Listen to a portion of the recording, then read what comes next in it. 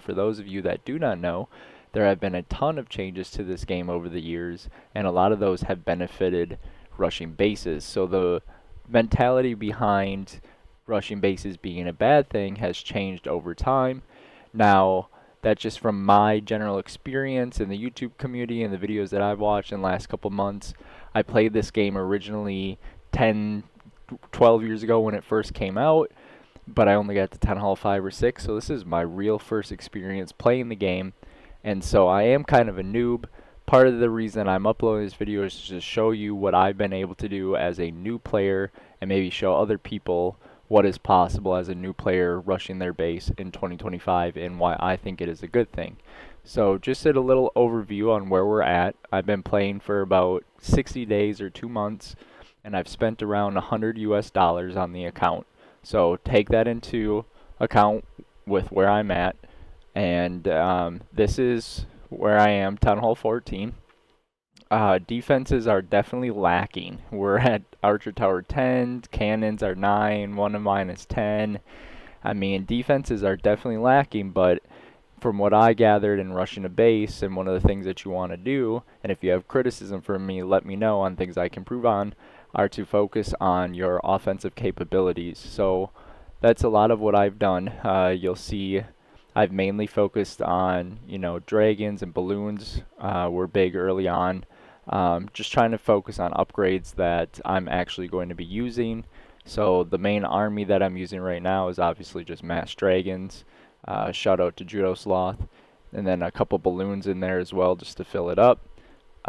Heroes are also pretty low level 30, 30. I believe Grand Warden is at 22 going to 23. And then last one's at 15. Just unlocked pets, starting to upgrade those now. Trying to get the last pet house upgrade to get my fourth pet, which will be the unicorn, which I've heard is a really big deal. Haven't upgraded any siege machines, but the main reason you want to focus on your offensive capabilities is because that's going to allow you in your attacks to steal a lot more resources, and you'll see that here. After 60 days, I've stolen almost 300 million gold, 336 million elixir, and 2.6 million dark elixir. And it's also going to make it easier to complete these challenges, which are going to allow you to earn a lot more gems, and then you can obviously spend that back into your account, which is going to help you as well. I've been able to reach 4,300 trophies, which I think is near my highest. I think I took one attack since then. But if you think about why it's not a big of a deal to focus on your defenses as your offenses, is because you're only going to take one or maybe two attacks per day, lose a little bit of trophies, lose a little bit of resources, as you'll see here. So you're taking maybe 2 a day or 3 a day if you're attacking. And you're going to lose a little bit of trophies, and you're going to lose some resources, but then if you look at my attack log, you'll see obviously you're going to end up gaining way more trophies and way more resources from your attacks than you would otherwise. So that's one of the big benefits to rushing, is having a really strong army. And for those of you who are wondering how that's going in Clan Wars, it's actually been going pretty well. Obviously, if you're in the 1-for-1 where you can only make one attack and one defense, a lot of the time your base is more than likely going to get 3-starred. However, you're always going to be able to 3-star the opposing base, so you're always going to get a 1-for-1 trade in stars there.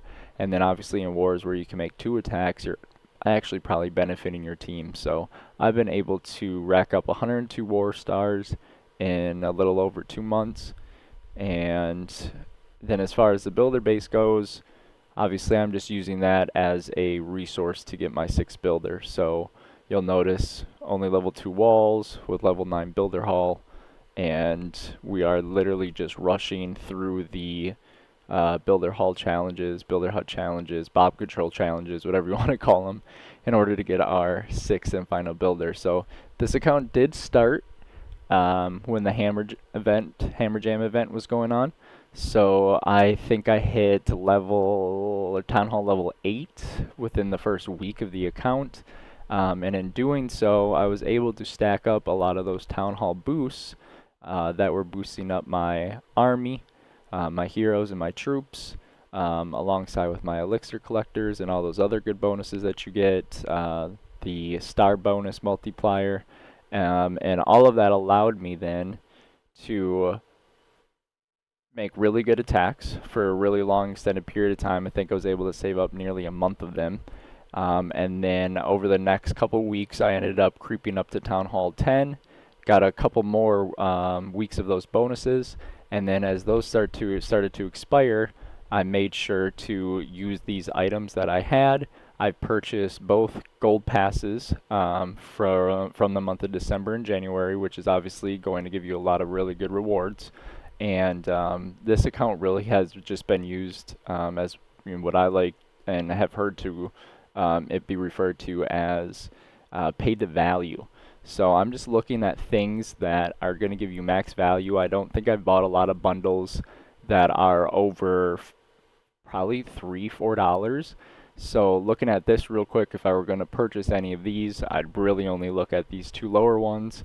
I focused on a lot of builder potion bundles. I think builder potions are great for obvious reasons.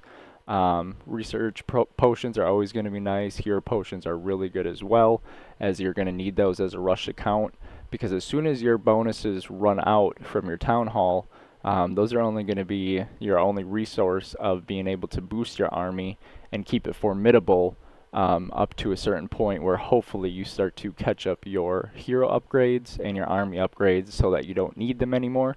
So even with my heroes at level 30, Grand Warden that's going to be upgrading to 23, and these army levels, I'm still able to make 1-star, if not 2-star attacks up in Titan League 3 against other formidable bases.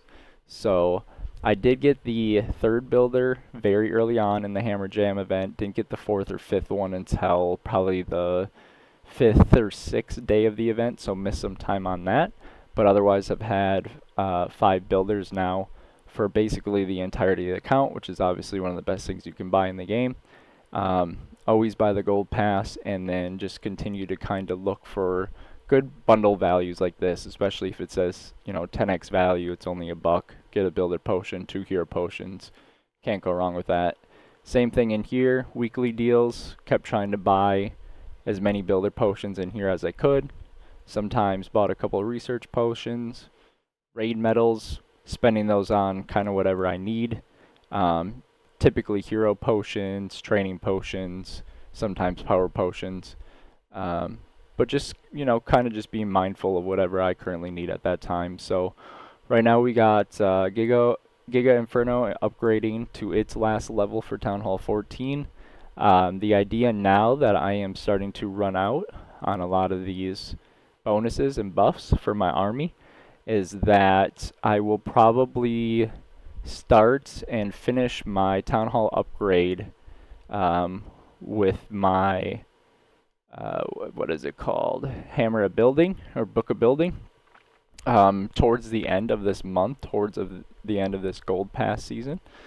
And what that will allow me to do is that at the start of the next Clan War Leagues, I will get another 5-day bonus for my army and be able to make formidable attacks for the first 5 days of the Clan War Leagues, and then carry those over obviously into normal multiplayer attacks. So you're just really trying to continue to stack those boosts that you can for your army in any way, up to a point where you've obviously got your army to a formidable standpoint that you can take on the required multiplayer bases without using any bonuses. So that is my progress after 60 days of playing. I hope you guys enjoy this video. If there's anything that I missed, anything that you would like to see, please let me know. And I can't wait to see you guys until next time. Peace out.